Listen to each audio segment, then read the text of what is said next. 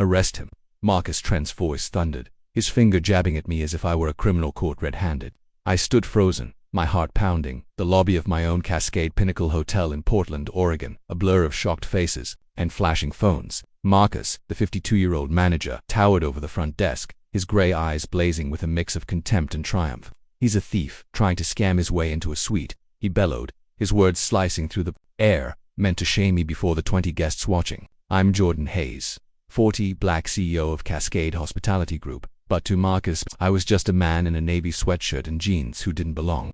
My platinum card, now locked in a safe behind him, was stolen," he claimed, and the police were seconds away. Nina Patel, a 29-year-old vlogger, was already filming her phone, trembling as she whispered to her friend Sam Rivera, "This is going viral." Sam's livestream flickered on, his voice shaking. "Portland, you need to see this." I tapped my earpiece, my voice low. "Kira, log this now." My assistant, 2 miles away, replied, "Recording, boards ready." The crowd's phones were up, their murmurs rising, but Marcus's accusation hung like a noose. And I knew this was about more than a card, it was about erasing me.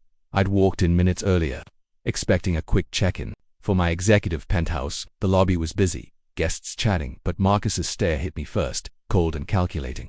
Beside him, Tara Wells, a 34-year-old clerk, flashed a smile that didn't reach her eyes, her ambition clear in her crisp blazer. Leo Carter, a 28-year-old concierge, stood rigid, his gaze flickering between me and the floor. I felt the weight of their judgment, a familiar ache. At 18, in a Dallas hotel, a clerk had said, "We don't rent to kids like you," and I'd walked away, humiliated. That night, I'd sketched my first hotel plan, vowing to build a place where everyone belonged. Now, at 40, with 58 hotels under Cascade, I was facing the same hate in my own lobby. "I have a reservation," I said, my voice steady. "Penthouse, under Hayes." Marcus smirked, his lips curling. "That's a $2,000 a night suite. You sure you didn't wander into the wrong place?" The question was a blade, sharp with intent, and it drew gasps from the crowd. I slid my card and ID across the counter, my hands calm despite the fire in my chest. Marcus snatched them, holding my card like it was dirty.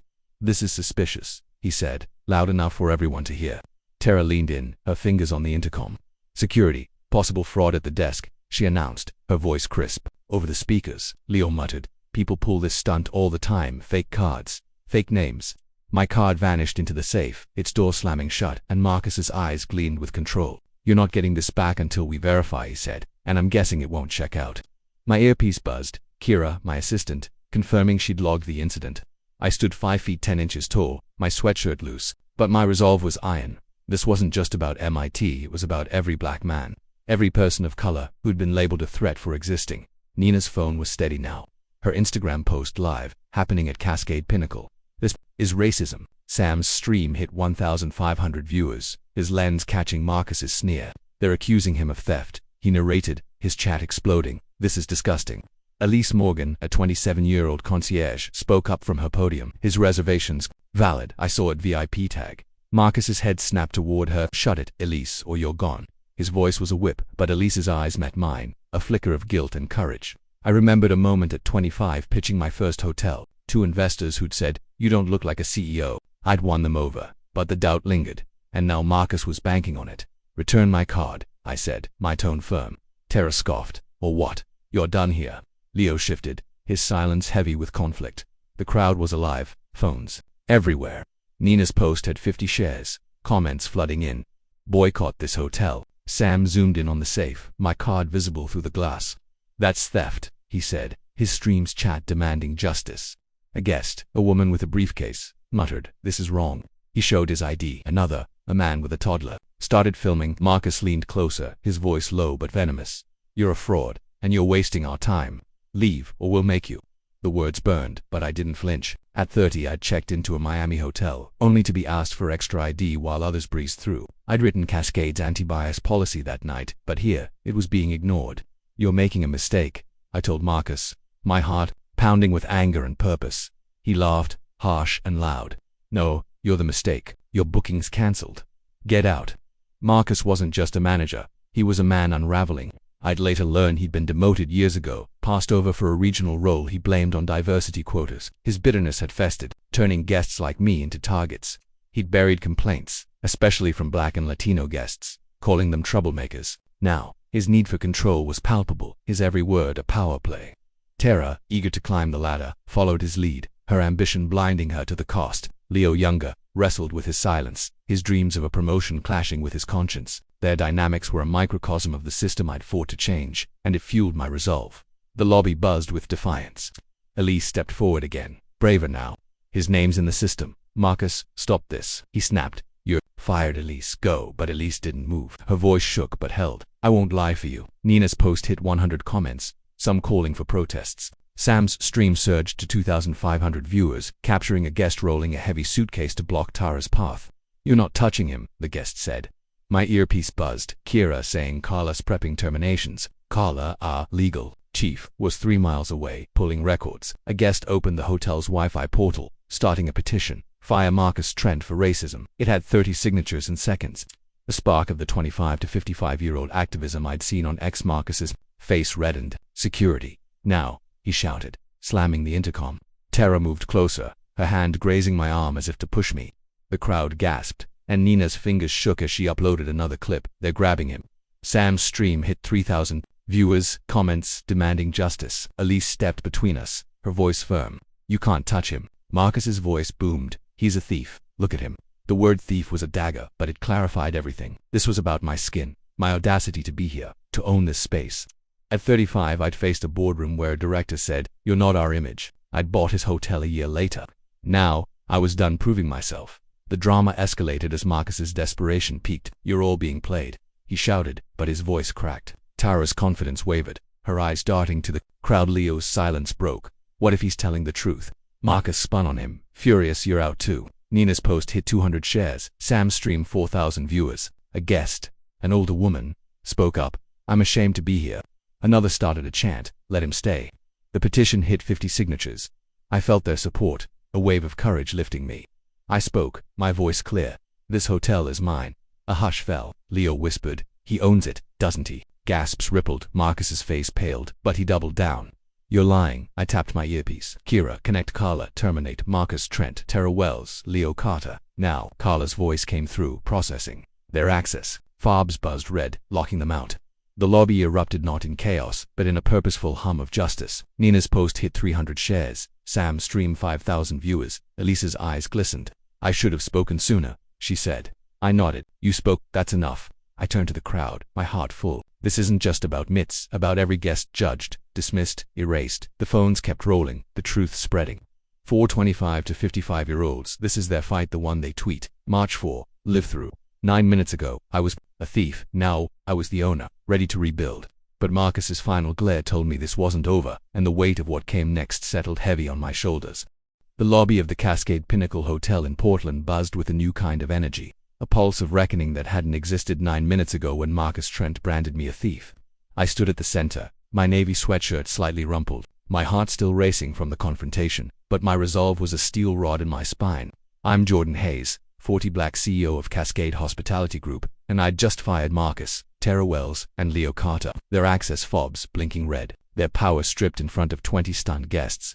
Marcus's face was a mask of fury and disbelief, his gray eyes darting as if searching for a way to claw back control.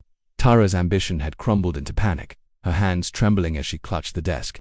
Leo, the youngest, looked like he'd been punched. His silence now, a regret he couldn't voice. The crowd's phones were still raised. Nina Patel's Instagram posts surging past 500 shares. Sam Rivera's live stream climbing to 6,000 viewers. But this wasn't the end, it was the beginning of something bigger. Something I'd been preparing for since I was 18. Sketching hotel plans to rewrite the rules of hospitality. The weight of their support, their defiance, pressed against me, urging me to act, to turn this moment into a movement. I tapped my earpiece, my voice low but firm. Kira, open the guest feedback portal. I want every complaint logged, no filters.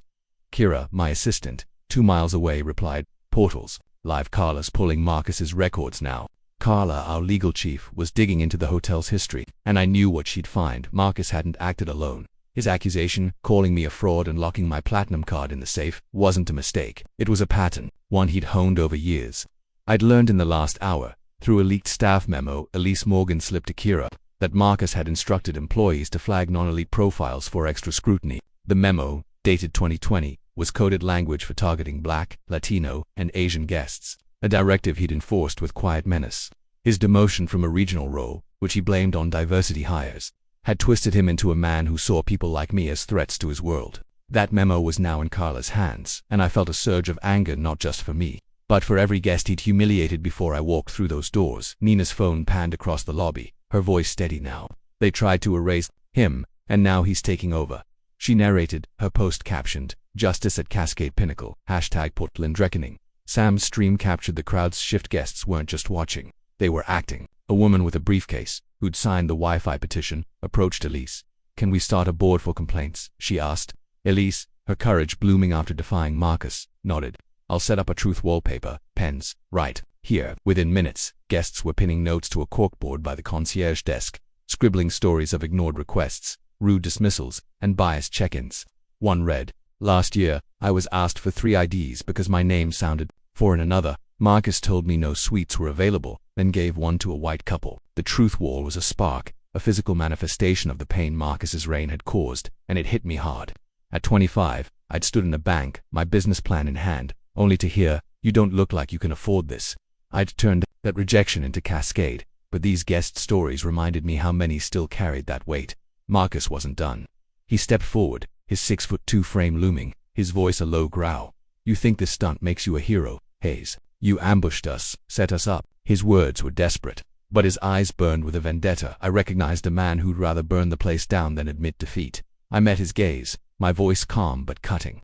I walked in like any guest. "Marcus, you chose to see a thief. That's on you."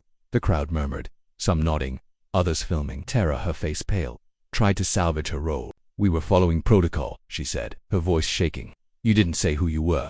Her ambition had driven her to back Marcus, but now she was scrambling, her dream of a regional promotion slipping away. Leo, still silent, looked at me, his eyes pleading for a chance to explain. I saw his struggle. 28, dreaming of a career, caught in Marcus's web. But silence has a cost, and he'd paid it. Elise moved to the desk, her hand steady as she accessed the system. "I'm unlocking the safe," she said, entering a code. The door clicked open, and she handed me my card, its weight a reminder of what I'd almost lost. "I'm sorry," she whispered, her eyes glistening. "I knew your name was in the system, but I froze." I nodded, my heart softening.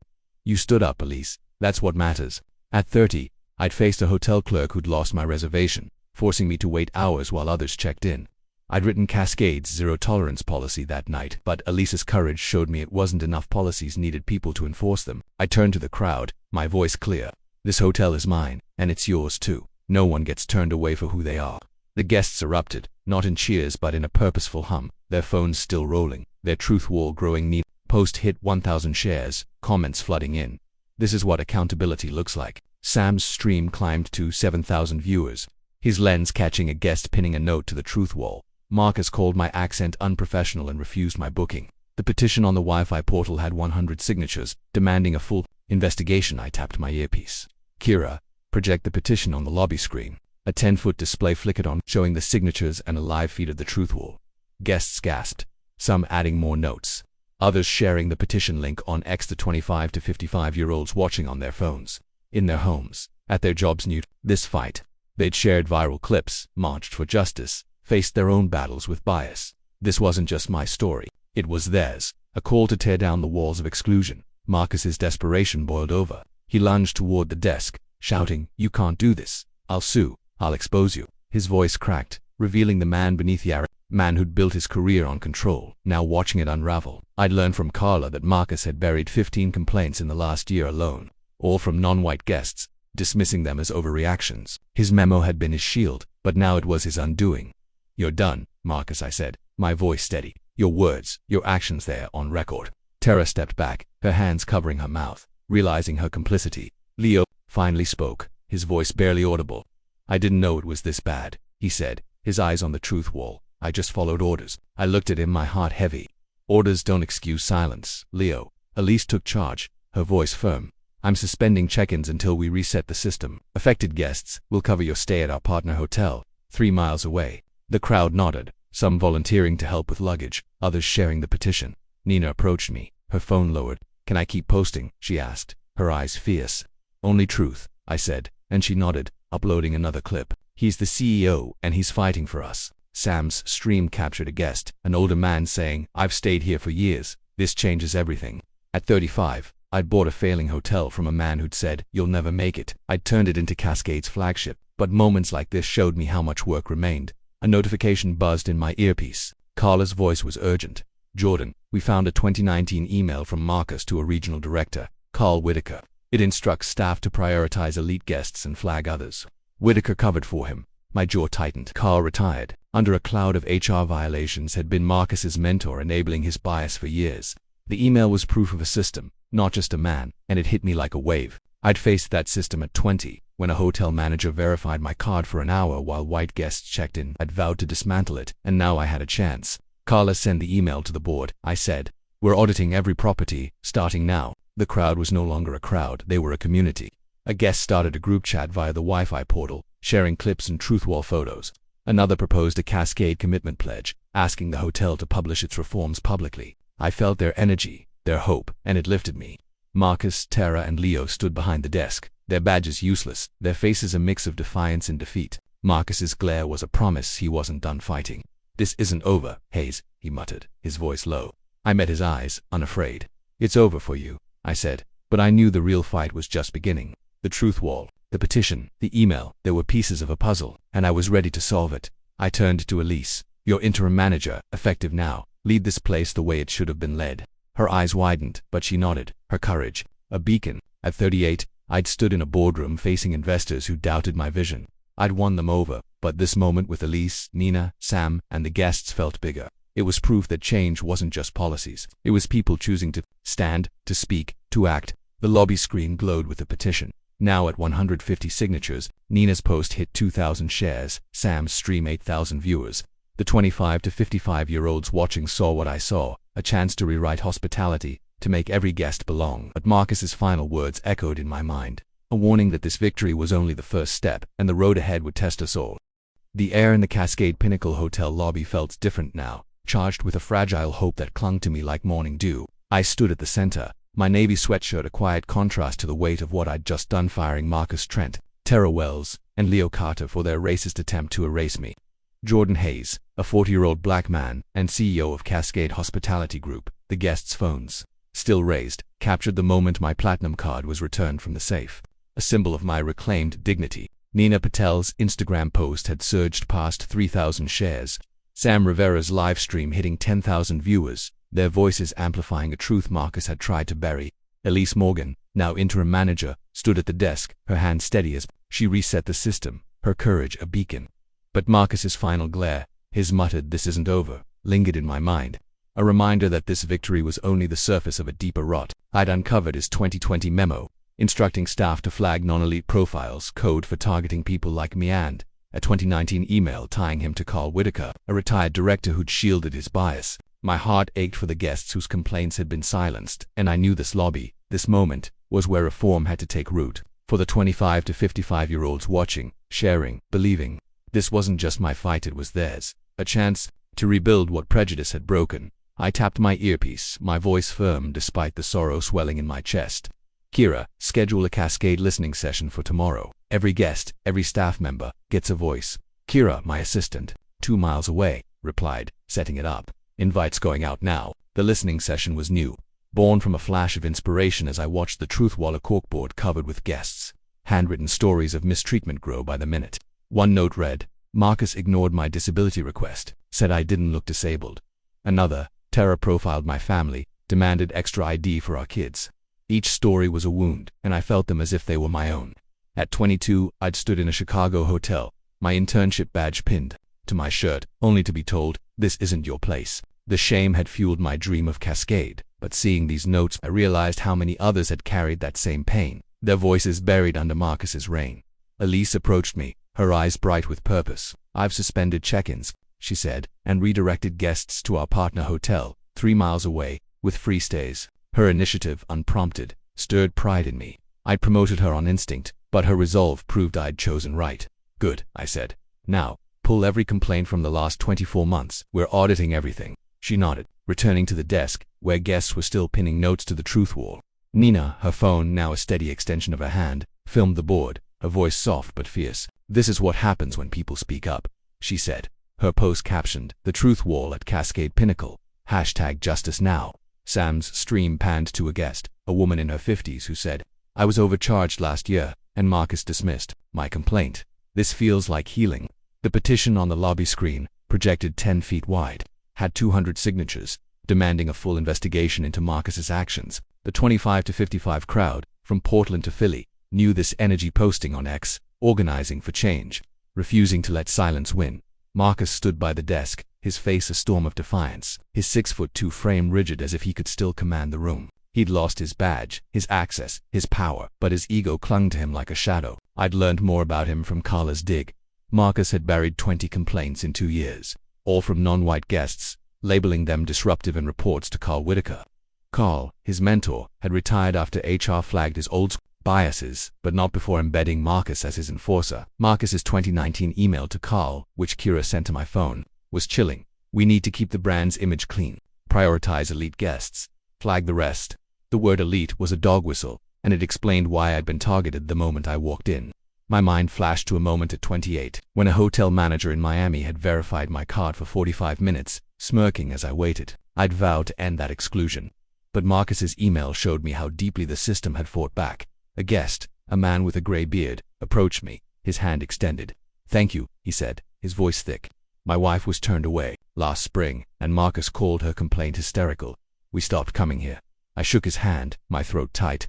"That ends today," I said. His story wasn't unique. The truth wall was proof, dozens of notes, each a life, a moment, a wound. I turned to Elise, set up a team to contact every guest who filed a complaint. Personal calls, not emails. "We're listening now." She nodded, already typing. Nina, phone caught the exchange. Her post hitting 4,000 shares. "He's not just the CEO, he's changing the game." Sam's stream, now at 12,000 viewers, showed a guest pinning a note. "Leo laughed when I asked for a late checkout. Said I wasn't important enough." Leo, standing by the desk, flinched, his face a map of regret. At 28 he'd followed Marcus to keep his job, but now he saw the cost. "I didn't mean to hurt anyone," he whispered, but I didn't respond. His silence had been a choice, and choices have consequences. Tara, her ambition shattered, tried to speak. "Jordan, I didn't know it was you," she said, her voice trembling. "I was just doing what Marcus said." Her excuse was hollow, and I felt a flicker of pity mixed with anger. Tara had seen the memo, followed its orders, profiled guests, to climb the ladder. Now, her career was in ruins, and she had no one to blame but herself. "You knew enough," I said, my voice firm. "You chose to act." She looked away, her hands twisting her blazer. Marcus, watching, sneered. "You're no Saint Hayes. You're playing the victim to look good." His words were a desperate jab, but they revealed his core, a man who believed power came from exclusion, not inclusion. His demotion years ago, which he'd blamed on diversity quotas, had festered into a vendetta, and I was his latest target. But I wasn't alone. The guests, the truth wall, the petition, they were my shield, and they were unstoppable. A new voice broke through, trembling but clear. "I worked under Marcus 3 years ago," said a woman, stepping forward. She was a former clerk, now a guest, her name tag reading Clara. "He told us to weed out certain guests. I quit when he ignored my complaint about a black family being turned away." Her confession was a bomb, and the crowd gasped. Nina's phone swiveled to Clara, her post captioned, "Whistleblower at Cascade. This runs deep." Sam's stream hit 15,000 viewers, comments flooding in, exposed the whole system. Clara's courage cracked something open in me. At 32, I'd faced a boardroom where a director said, "You're too urban for our brand." I'd bought his hotel, but Clara's story showed me how many had fought and lost. "Thank you, Clara," I said, my voice thick. "Your story matters." I tapped my earpiece. Kira logged Clara's statement. "We're investigating every lead." The listening session was taking shape, but I wanted more. "Elise, tomorrow's session needs a live stream, open to the public," I said. "No secrets, no spin." She nodded, her fingers flying across the keyboard. The guests were organizing too. A man suggested a Cascade commitment website, where reforms would be tracked transparently. Another guest, a woman with a toddler, offered to design it. Their energy was electric, a reminder of the 25 to 55-year-olds who'd turned hashtags into movements. The petition hit 250 signatures, the lobby screen glowing with their names. Nina approached me, her eyes fierce. "I'm speaking at the session," she said. "People need to hear what we saw." I nodded. "You're already leading." Sam, still streaming, said, "This is bigger than Portland. This is everywhere." He was right. The X posts, the Reddit threads, the news alerts, they were carrying this moment nationwide. Not Marcus made one last move, his voice low but venomous. "You'll regret this. Hayes, you think you've won, but I know people." His threat was a shadow, but it didn't scare me. I'd faced worse: investors who'd laughed at my vision, managers who'd sabotaged my policies. Marcus was a symptom, not the disease, and Carl Whitaker's email proved it. "Carla," I said into my earpiece, Start a full audit of Cascade's 58 properties. Every complaint, every manager, every email. Her reply was crisp, already in motion. We're pulling Whitaker's files too. The system was unraveling, and I felt a surge of hope, tempered by sorrow for the years of pain it had caused. The truth wall had grown, notes spilling onto the floor, each one a life I'd failed to protect. At 35 I'd stood in a Seattle hotel, my reservation lost until I mentioned my title. I'd vowed to change hospitality, but now I saw how far I had to go. 3 months had passed since I stood in the Cascade Pinnacle Hotel lobby, my heart pounding as Marcus Trent branded me a thief, but the echo of that day still shaped every step I took. I'm Jordan Hayes, 40, Black CEO of Cascade Hospitality Group, and in those 9 minutes, I'd reclaimed my hotel, fired Marcus, Tara Wells, and Leo Carter, and sparked a reckoning that was now reshaping not just this Portland lobby, but every corner of my 58-property empire. The air felt lighter now, filled with the hum of guests checking in without fear, their voices mingling with the soft clatter of Elise Morgan's keyboard as she led the front desk with a quiet strength. The truth wall, once a raw outpouring of pain, had been replaced by a vibrant mural, painted by local artists, depicting hands of every shade clasped together under the words "Welcome All." Yet, as I walked through the lobby, my navy sweatshirt swapped for a blazer, I felt the weight of what lay ahead. Marcus's threat, "This isn't over," hadn't faded, and a leaked report he'd tried to spread, falsely accusing me of fraud, was still circulating on fringe X accounts. My victory was real, but it was fragile. And for the 25 to 55-year-olds who'd shared Nina Patel's viral posts and Sam Rivera's live streams, this was more than a story. It was a blueprint for change, a call to build a legacy that could withstand the shadows of the past. I paused by the mural, my fingers tracing the painted hands. The lobby was busy, 30 guests checking in, their suitcases rolling across the marble floor. But it wasn't just the decor that had changed. Elise, now permanent general manager, had transformed the staff culture, her empathy a stark contrast to Marcus's reign. I'd promoted her that day, trusting her courage. But her growth since training 50 employees in anti-bias protocols, responding to every complaint from the truth wall, proved she was more than a manager. She was a leader. "Jordan," she called, waving me over. "We just hit 95% guest satisfaction, highest in Cascade history." Her smile was wide, but her eyes held a quiet pride, mirroring my own. At 27, she'd risked her job to defend me, and now she was rebuilding what Marcus had broken. My mind flashed to a moment at 23, when a mentor had told me, "Leadership isn't power, it's service." I'd built Cascade on that, but Elise was living it, and it stirred a deep sense of responsibility in me. To ensure this change lasted, the mural wasn't just art, it was a promise. I'd launched the Cascade Mentorship Program a month ago, pairing 20 Portland high school students from marginalized communities with hotel staff to learn hospitality skills. The idea came from a guest's note on the truth wall. "My son wants to work in hotels, but Marcus said he didn't fit the image." That note had haunted me, reminding me of my own journey at 18, sketching hotel plans in a Dallas library. After being turned away from a lobby, now I was giving kids like that boy a path. The program's first graduate, a 17-year-old named Malik, had just started as a concierge trainee, his grin infectious as he helped a guest with luggage. I'd met him last week, his eyes bright as he said, "I never thought I'd belong here." My throat had tightened, not just for him, but for the younger me who'd needed that chance, for the 25 to 55 crowd, who'd grown up navigating bias or fighting for inclusion. Malik's story was a spark, a reason to believe in second chances. Nina and Sam were back, not as guests but as partners in change. Their footage from that Instagram clips, Sam's live stream, had ignited a national conversation, trending with #PortlandReckoning. I'd invited them to speak at Cascade's first community summit, a 500-person event held in the hotel's ballroom 2 weeks ago. Nina had stood on stage, her voice steady. "We didn't just film, we bore witness," she said, her words drawing applause. Sam, quieter, added, "This isn't about one hotel. It's about every place that shuts people out."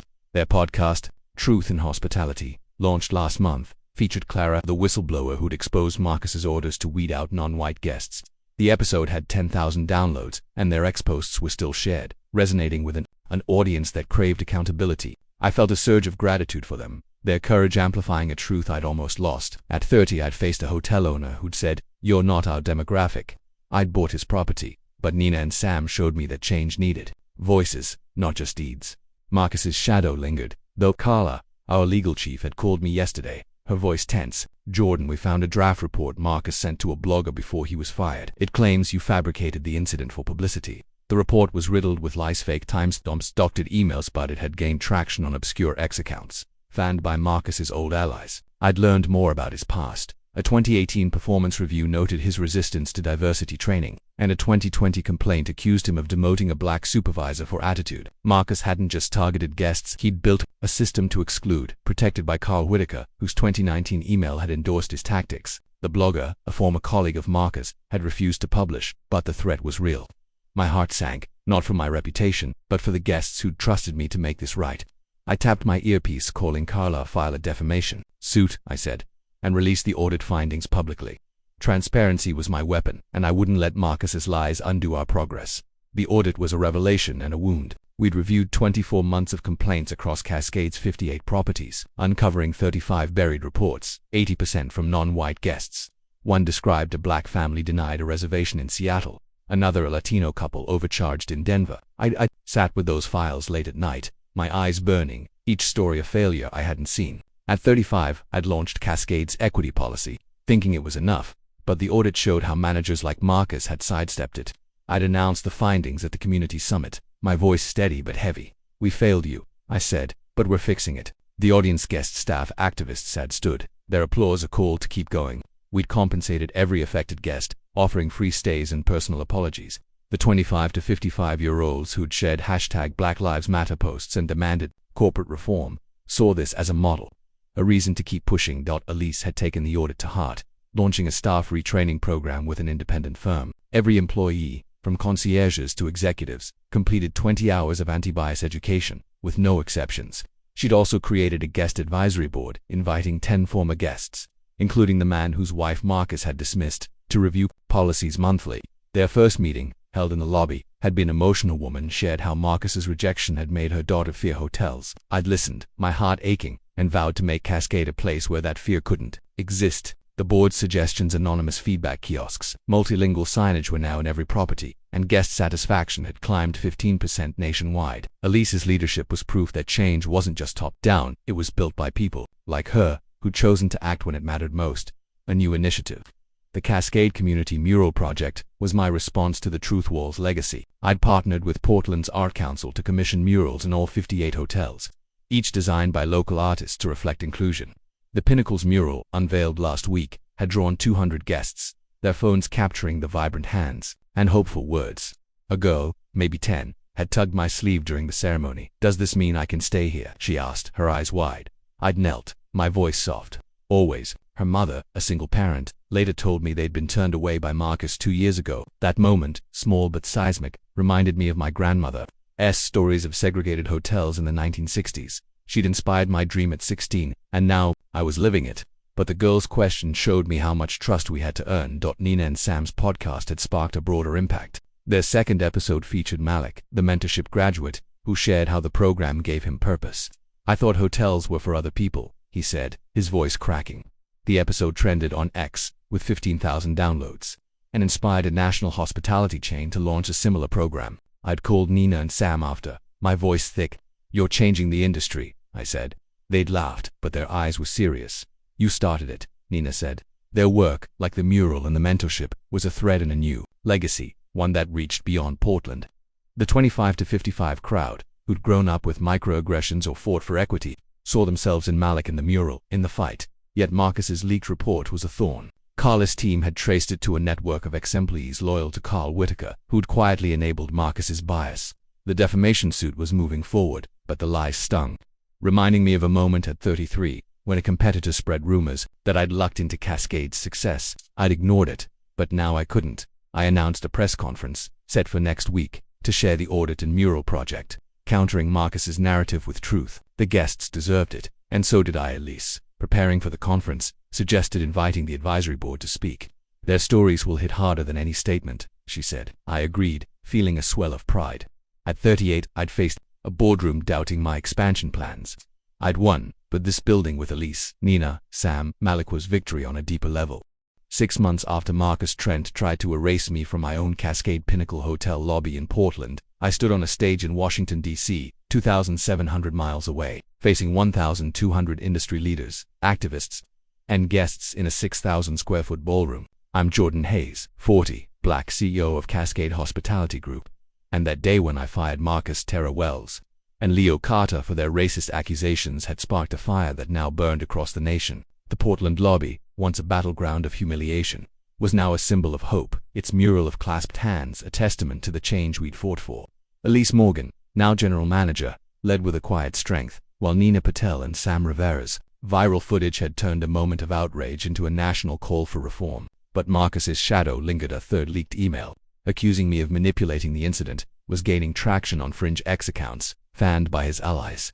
My heart carried the weight of the Truth Wall's stories, Clara's whisper, Moloch's dreams, and the 25 to 55-year-olds who'd shared this fight on X, in podcasts, in their lives. This wasn't just my story, it was ours, and as I prepared to speak, I knew I was building a legacy to outlast the lies, to ensure no one would be turned away again. The National Hospitality Summit was electric, the crowd a mix of hope and hunger. For change, I gripped the podium, my voice steady but raw.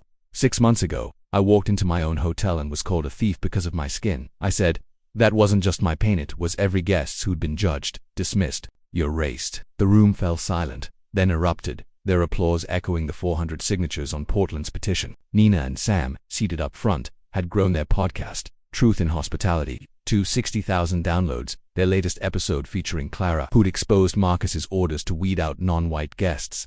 Malik, the 17-year-old mentorship graduate, had joined them, his story of finding purpose resonating with thousands. Their X-posts, trending with #CascadeJustice, were a lifeline for the 25 to 55 crowd, who'd faced microaggressions or fought for equity. I announced the Cascade Equity Alliance, a $10 million initiative to fund anti-bias training and minority-owned hotels nationwide. Inspired by a Portland guest's plea, build spaces where we all belong.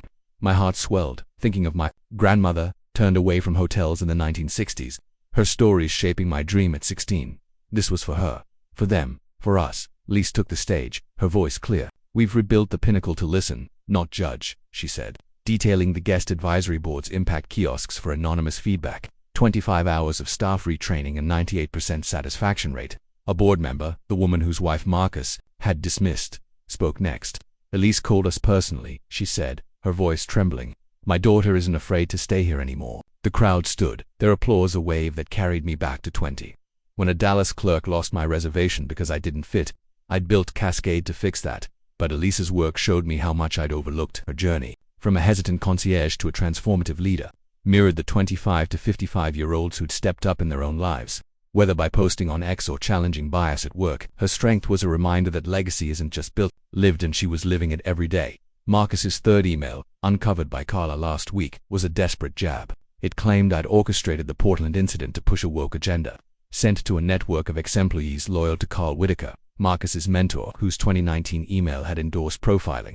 The lies stung not for my sake but for the guests who'd trusted me. 33, a competitor had called my success charity, and I'd ignored it. But Marcus's smears threatened our progress. Carla, I'd said into my earpiece, published a full audit and equity alliance plan. Let the truth lead. The audit, covering 58 properties, had revealed 60 buried complaints, 90% from non-white guests, and we'd compensated everyone with free stays and apologies. The 25 to 55 crowd, who'd marched post-2020, shared the audit on X. Their posts a rallying cry. This is accountability. Carla's defamation suit against Marcus was moving forward, and we'd banned him from Cascade properties, but his allies, more persistent. Their lies a reminder that change faced resistance. Nina and Sam's podcast had become a movement. Their 4th episode aired last week, featured a former Cascade employee from Atlanta who'd resigned after Marcus pressured her to overcharge black guests. I couldn't be part of it, she said, her voice echoing Clara's. The episode hit 80,000 downloads, prompting two national chains to adopt Cascade's kiosk system. I'd met Nina and Sam after, my voice thick. You're rewriting the rules, I said. Nina smiled, fierce. You broke the door open, Jordan. Sam nodded. We're just walking through. Their work, like the mural and mentorship, was a thread in a legacy that reached beyond Portland. The 25 to 55 crowd, who'd grown up navigating bias or amplifying justice, saw themselves in these voices, in the fight to be seen.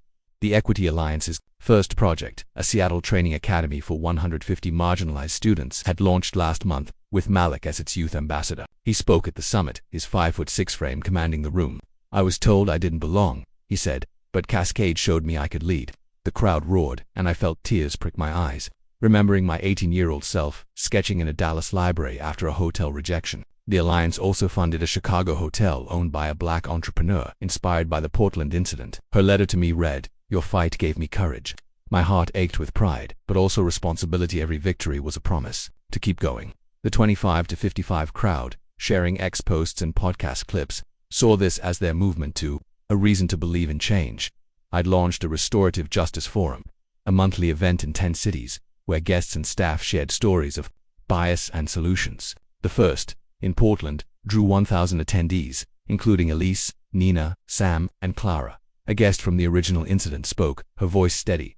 Marcus made me feel invisible, but Jordan made me heard. Her story, shared on X, hit 25,000 views. The forum wasn't just talk, it led to policy changes like real-time complaint tracking, adopted by 3 chains. Malik, mentoring at the Seattle Academy, told me I'm teaching kids to speak up. His growth, like Elise's, was a legacy in motion, resonating with an audience that valued action over promises. Marcus's lies hadn't faded.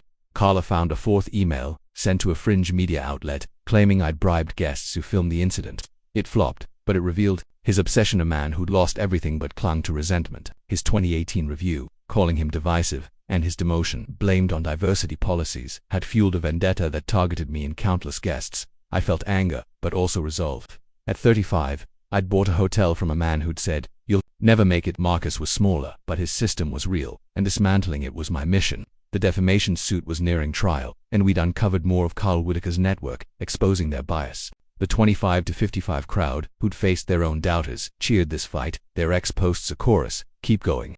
As the summit ended, I announced a digital hospitality for all charter, signed by 2,000 attendees on a 20-foot screen. Elise, Malik, and the advisory board joined me, their signatures a pledge to inclusion.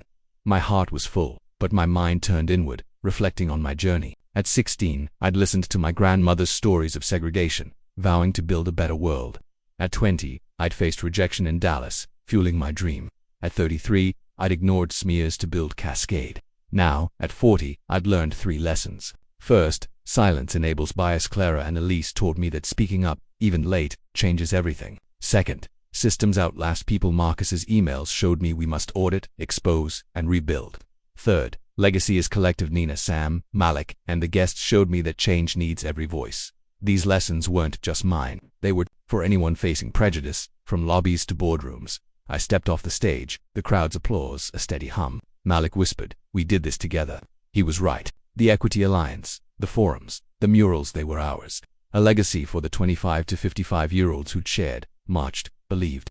But as I left, a final X post from Marcus's allies flickered on my phone, a reminder that the fight wasn't over. I looked at the crowd, their faces lit with hope, and asked myself, and you, the reader, if you were in a similar situation, with elements like racial and gender stereotyping, lack of internal communication or training, immediate disrespect, and assumptions, how would you approach it to achieve the best possible outcome?